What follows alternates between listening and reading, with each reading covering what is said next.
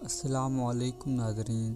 ایک دن ایک تاجر بلولدانہ کے پاس آیا اور پوچھا کہ حضور میں کیا خریدوں؟ جناب بلول نے فرمایا کہ کالا کپڑا لے لو، اس سے خوب خرید و فروخت ہوگی۔ تاجر شکریہ ادا کرتے ہوئے الٹے قدموں سے چلتا ہوا واپس چلا گیا۔ جا کر اس نے علاقے میں دستیاب تمام تر سیاہ کپڑا خریدا۔ کچھ دنوں بعد شہر کا بہت بڑے آدمی کا انتقال ہو گیا۔ رواج کے مطابق ماتمی لباس کے لیے سارا شہر سیاہ کپڑے کی تلاش میں نکل کھڑا ہوا۔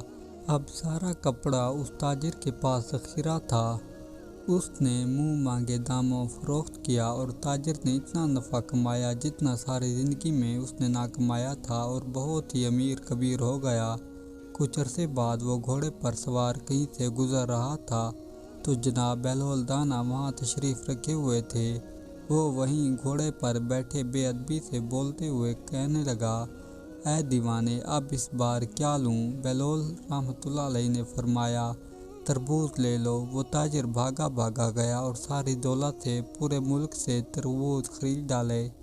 وہ سارے خریدے ہوئے تربوز ایک ہی ہفتے میں سب خراب ہو گئے۔ وہ کوڑی کوڑی کو محتاج ہو گیا۔ اس خستہ حالی میں گھومتے پھرتے اس کی ملاقات جناب بلولدانہ سے ہوئی۔ تو اس تاجر نے بلولدانہ سے کہا کہ آپ نے میرے ساتھ کیا ماجرا کیا ہے، مجھ کو کچھ سمجھ نہیں آئی۔ پہلے تو آپ نے مجھے اتنا امیر بنا دیا اور پھر اس طرح محتاج کر دیا۔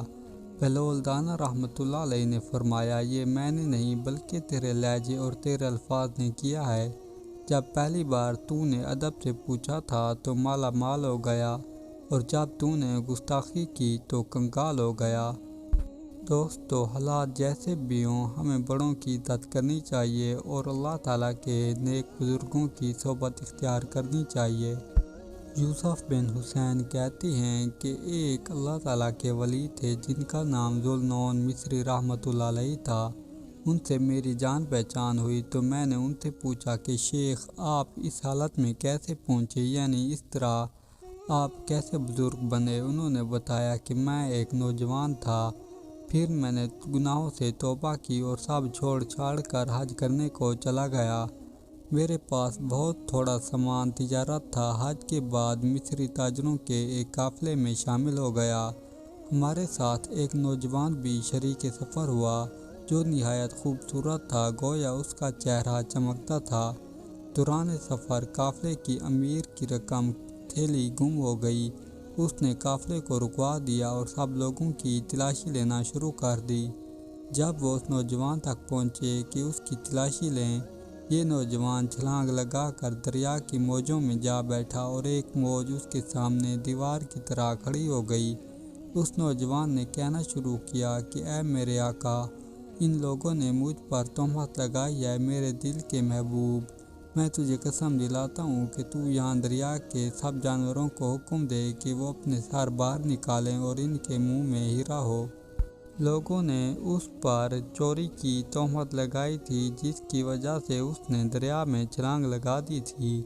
حضرت ذو النون مصری رحمۃ اللہ علیہ کہتے ہیں کہ اس کی بات ابھی ختم نہ ہونے پائی تھی کہ ہم نے دریائی جانوروں کو سر نکالے دیکھا۔ ہر ایک کے منہ میں ایک موتی تھا، وہ جگمگ کر رہا تھا۔ پھر وہ نوجوان اچھل کر کھڑا ہوا اور پانی پر چلتے ہوئے یہ آیت پڑھنے لگا، جس کا ترجمہ ہے کہ ہم تیری ہی عبادت کرتے ہیں اور تجھ سے ہی مدد مانگتے ہیں۔ مجھے حضور پاک صلی اللہ علیہ وسلم کا یہ ارشاد یاد آیا کہ میری امت میں ہمیشہ 30 آدمی باقی رہیں گے جن کے دل اللہ تعالیٰ کے خلیل ابراہیم کے دل کی طرح ہوں گے۔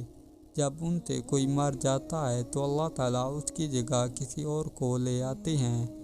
دوستو، ہمیں بھی چاہیے کہ اس طرح کے لوگوں کی صحبت اختیار کریں تاکہ ہمیں کامیابی نصیب ہو سکے اور اللہ تعالیٰ کی قربت نصیب ہو۔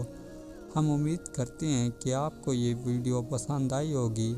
اس طرح کی مزید واقعات دیکھنے کے لیے ہمارے چینل کو سبسکرائب کر کے بیل آئیکن کو آل پہ پریس کریں تاکہ ہمارے آنے والی ویڈیو کا نوٹیفیکیشن آپ تک آسانی سے پہنچ سکے۔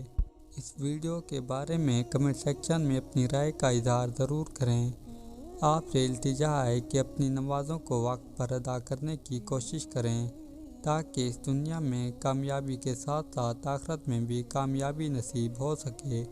آپ سے ملتے ہیں انشاءاللہ نیکسٹ ویڈیو میں، تب تک کے لیے